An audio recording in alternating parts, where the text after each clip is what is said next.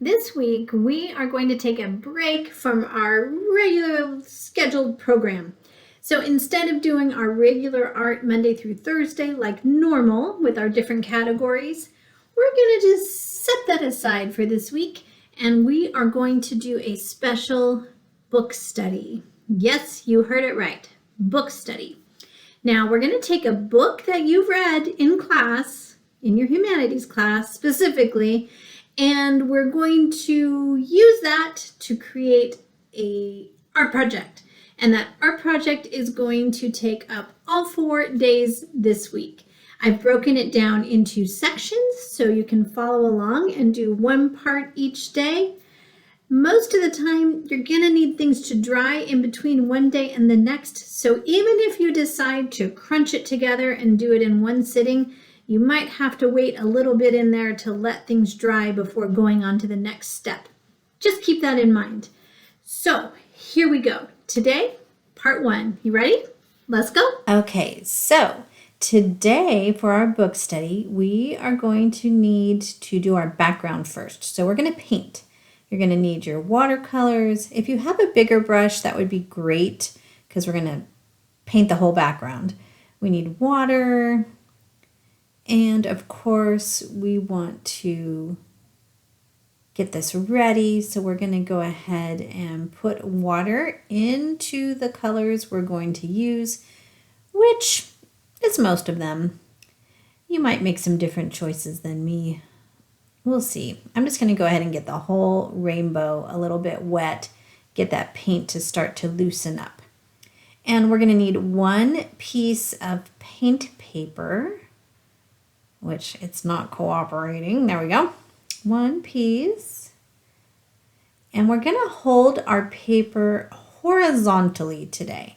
So it should be wider than it is tall. This is also called landscape. I think this is also called hamburger sometimes.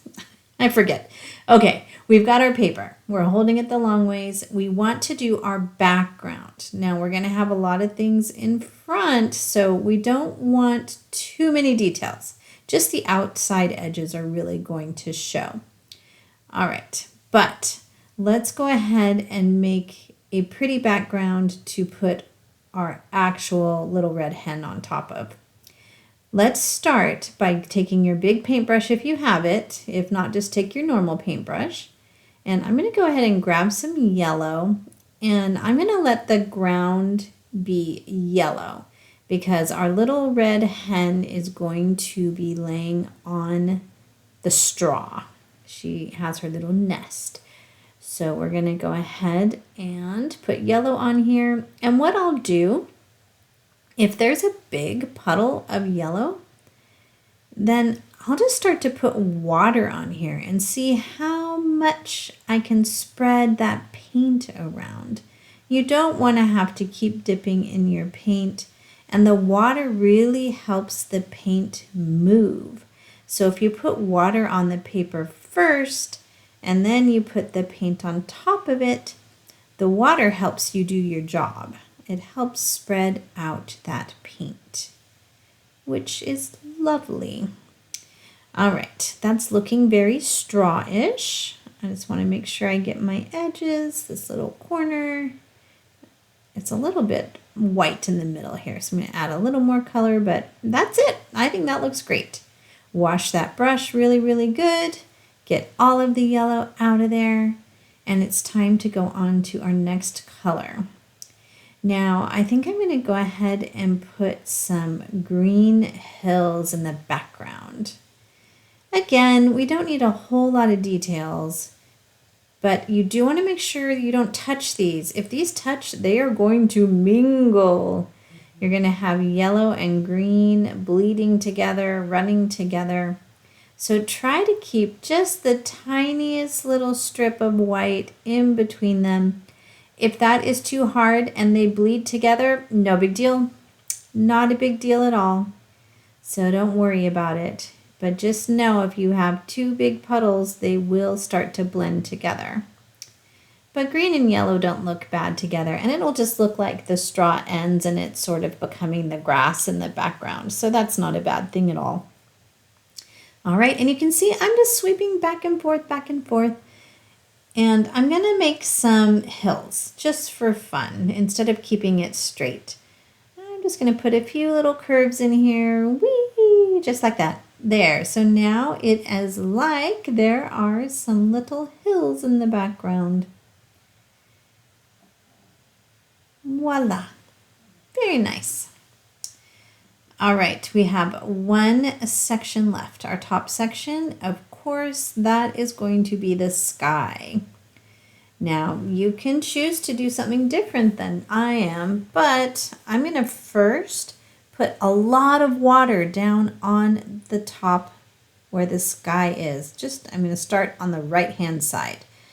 And now I'm just going to grab some blue and plunk it on there and let the water do its job. See, the water grabs it and starts to move it around. Let me put some more water on this part. Bring it over to the side. And we're trying to work smarter, not harder. So we're going to grab some more blue and see how the water just grabs it and starts to move it around for us. It's so fantastic. And I'm going to go put a little bit blue closer to the hill. I'm leaving a little bit of white again. I'm trying to keep them from blending into each other. But if it happens, no big deal. Like I said before, the majority of our hen, most of our hen is going to cover most of this paper. So really just the edges are important. And we just sort of want to give it a feel of a background. All right, that looks really good. So we've got our yellow base where we can put our nest. We have our rolling hills in the background, beautiful blue sky. Perfect. Let's just let it dry. And tomorrow we're going to come back and we'll do part 2.